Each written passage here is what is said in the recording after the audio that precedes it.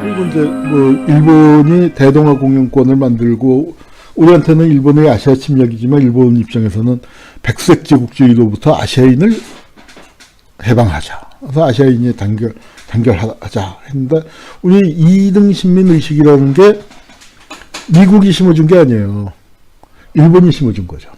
일본이 심어주고 그걸 미국이 지배하게 됐을 땐 또 받아들여서 우리가 미국이 우리한테 그걸 강요했다고 보기는 어렵지만 딱 우리식으로 해석을 한 게 그러니까 왜 강아지들 집에 데리고 오면 서열 짓잖아요. 그것처럼 우리는 백인이 1등이고 일본 놈들 밑에서 우리가 2등으로 섰었으니까. 그래서 백인이 1등이고 우리는 2등이고 그리고 이제 흑인은 우리보다 아래고 그런 식으로 비하하는 거였죠. 만주를 점령한다면 오족 협화라는 걸 만들었습니다. 중국사, 한족, 만족, 일본, 조선, 몽고 그렇게 해서 이제 5종족이 있는데 이게 서열이 있어요. 오족 협화라고 해서 똑같은 게 아니에요.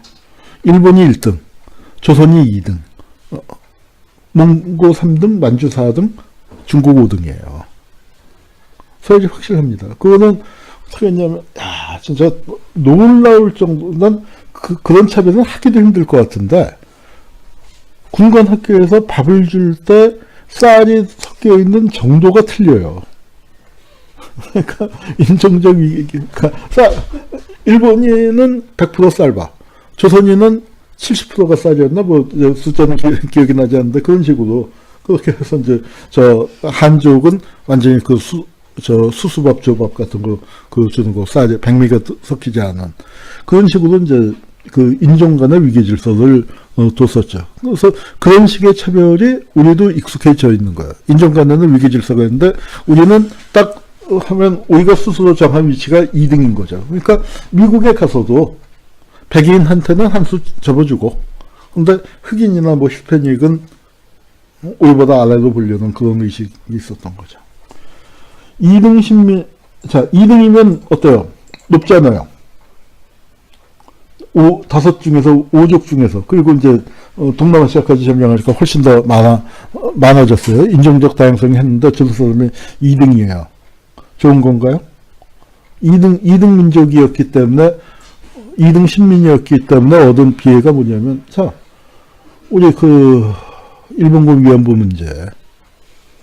저것을 민족 문제로만 봐서는 안 됩니다. 그러나 민족 문제를 배제하고는 얘기할 수가 없어요. 민족 문제로만 보는 거는 굉장히 위험하지만, 저 안에는 민족 문제가 분명히 들어있어요. 근데 왜 조선 사람이 많이 끌려갔을까요? 연구자들마다 일본군 위안부의 규모에 대해서는 학자들이 견해가 달라요. 뭐 적게 잡는 사람은 뭐 한 6, 7만 정도에서부터 많이 잡는 사람은 20만이 넘게 보는데, 근데 그런 차이는 있지만 일치된 견해는 뭐냐면 그 중에 80%는 조선 사람이다. 조선 사람이 제일 많아요. 왜? 2등이었기 때문에. 황군 병사에게 우수한 여성을 공급한다예요. 취향으로 봐도 그렇고, 그 다음에 성병이 없고 깨끗하고, 그 다음에 게다가 멀리 보내놓으면 도망도 못 가. 현지 여성을 잡아서 하면은요, 도망을 간단 말이에요. 자, 미국에서 노예를, 미국 원주민들, 우리가 인디언이라고 부르는 사람들, 미국 원주민들 대신에 저 멀리 아프리카에서 잡아오잖아요. 잡아오는 동안에 한 4분의 1쯤이 죽습니다. 비용도 많이 들어요. 그런데 왜 아프리카에서 잡아왔겠습니까? 우리 이런 말 하잖아요. 똥개는 자기 동네에서 무조건 30점 따고 들어간다고. 똥개도. 그러니까 그 현재 살고 있는 사람은 도망도 갈 수 있고 숨을 수도 있고 또 저항도 세고 이제 그런데 조선 사람들 들여놓으면 도망도 못 가니까. 그리고 동남아시아 여자들하고는 또 외모도 다르니까 딱 잡아오기 좋죠. 흑인 노예가 숨어서 인디언 속에 들어가봤자 쓱 이렇게 보고서 이렇게 나와 하면 되잖아요. 그래서 2등 신민의 피해가 있었습니다. 우리가 내면하던 이 인종주의가 어떻게 됐냐면은 국이란 말이 있어요. 국. 지금은 미국에서 여기 포스터에서 보면은 흑인들까지 포함을 시켰죠. 그래서 소수자들을 전체적으로 비하하는 말이에요. 근데 저건 원래는 국이 뭐 어디서 나온 걸까요? 저 국이 한국의 국이에요. 한국의 국. 어디서 나온 거냐면은 한국전쟁 때 미군이 와서 우리들을 국이라고 불렀습니다. 우리나라 사람. 그냥 일본을 제비라고 부르고, 그 다음에 중국 사람을 칭크라고 부르는 것처럼 한국 사람을 비하하는 말이었는데, 저게 어떻게 칭크와 제비를 누르고 미국의 소수민족 전체를 비하하는 말로 들어왔는데, 가슴 아픈 건 뭐냐면 한국전쟁 때 우리가 베트남에 가서 베트남 사람을 국이라고 한 거예요. 한국군이. 그 국이란 말이 사실은 한국에서 나온 건데.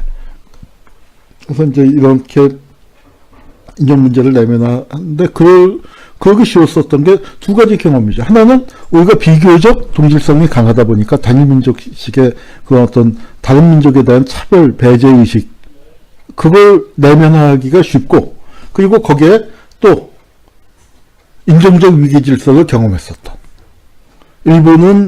일본도 인종적 위기 질서를 구상을 했었던 거란 말이에요. 자기가 단일민족이고 제국을 통했고, 미국은 처음부터 어떤 인종의 어떤 용광로란 표현을 안 쓰죠. 미국 학자들은. 샐러드 보울이라고 그러죠. 샐러드 만들어 놓으면 그릇 하나에 들어있지만 절대로 섞이지 않잖아요. 그러니까 용광로는 끓여서 다 녹여버려서 하나로 만드는 건데, 인종 절대로 섞이지 않는다. 그런 건데, 우리가 거기에 이제 말려드는 겁니다. 우리 다른 민족 탄압하고 착취하는 거에서는 한국과 미국에 나가서 수두룩빽빽이죠. 수두룩빽빽. 예. 캄보디아, 라오스 같은 데선, 인도네시아 같은 데선 반환 폭동도 일어나고, 노동 문제 때문에 일어나는데, 왜 그러냐.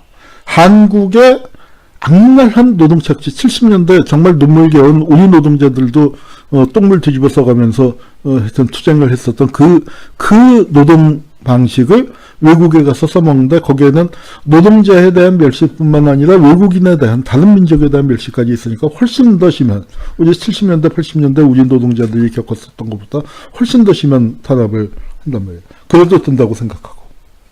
그래도 됐으니까. 근데 이제 이게 이런 차별은 말이죠.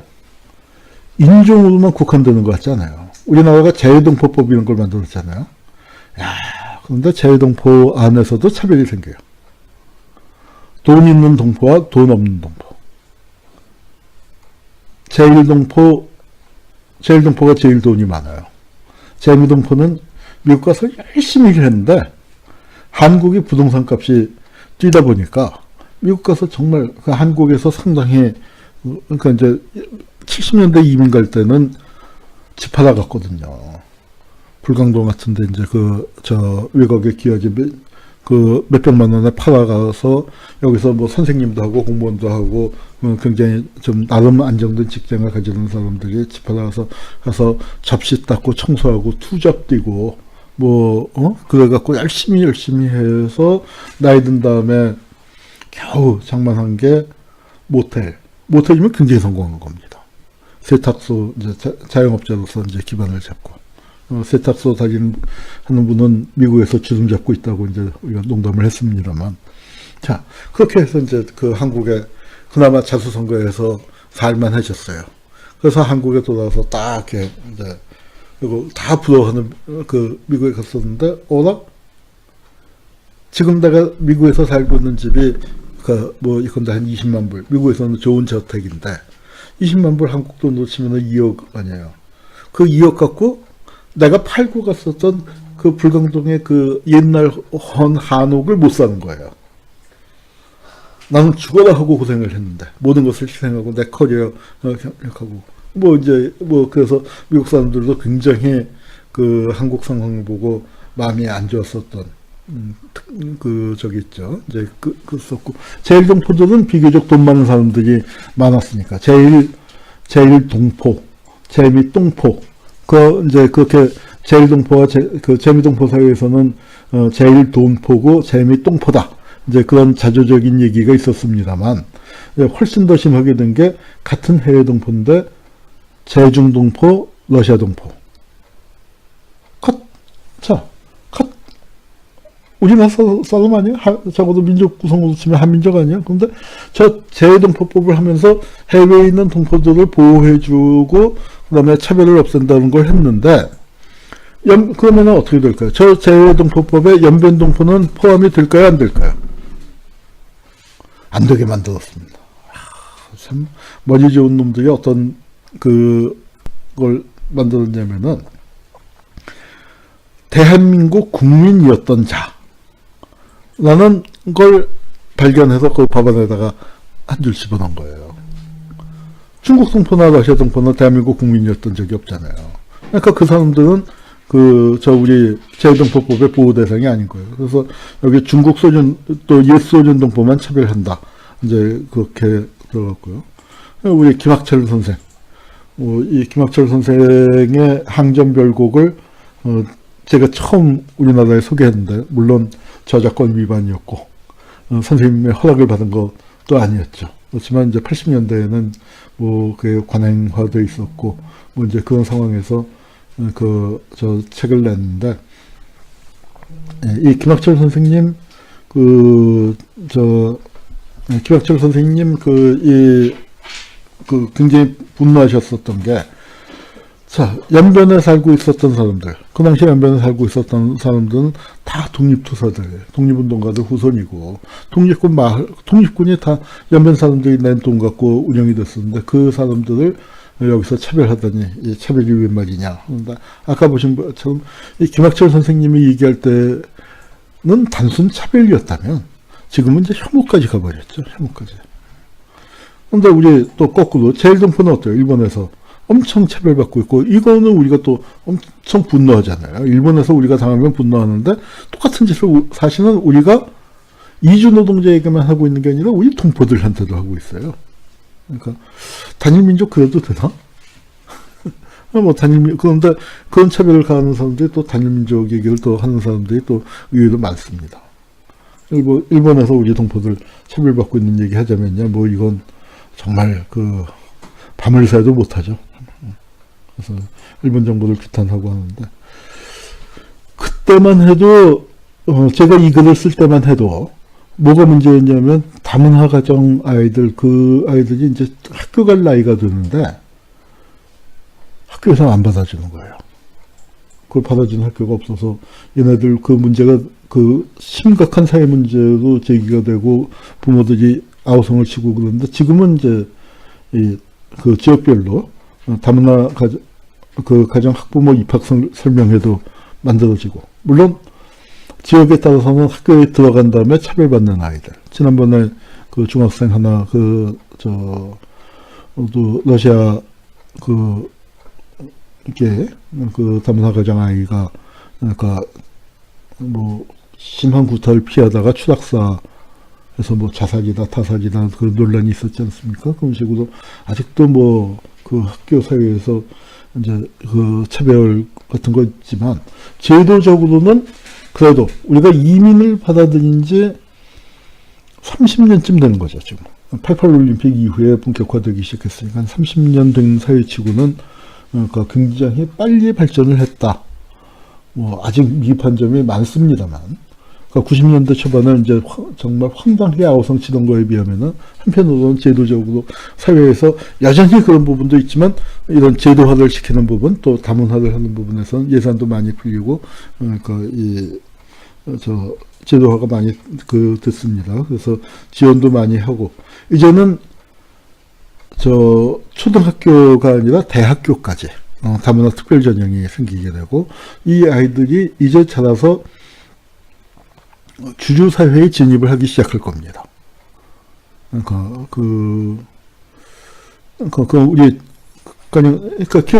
이런 거 기억해 보시면 돼요. 우리, 이제 한국 이민이 미국에서 변호사가 됐다. 일본에서 변호사가 됐다. 대학 교수가 됐다. 그런 거 하면은, 특히 일본에서 그렇게 됐을 때 신문에 크게 나고들 그러지 않았습니까? 우리가 어렸을 때.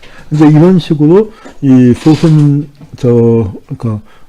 소수민족이랄까요? 다문화 가정 출신들 중에 사회의 주류로 진출하는 사람들이 생길 것이고, 그 생기는 것은 한편으로 긍정적이면서 우리 사회 내부에 또 다른 갈등을 낳게 될 겁니다. 그리고 주류로만 진출하는 건 아니죠.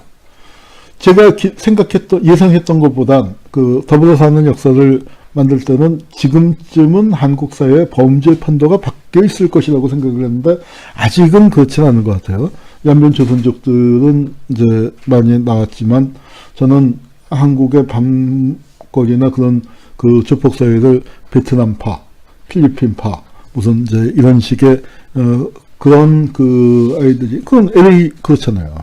그러니까 그런 소수민족별로 그렇게 이렇게 갱단위 조직이 되고 이제 하는데 한국도 그런 현상이 나타나지 않을까 했는데 아직은 그런 현상이 두드러지게 보이고 있지는 않지만 우리 사회가 곧 맞이할 수 있는 현실일 겁니다.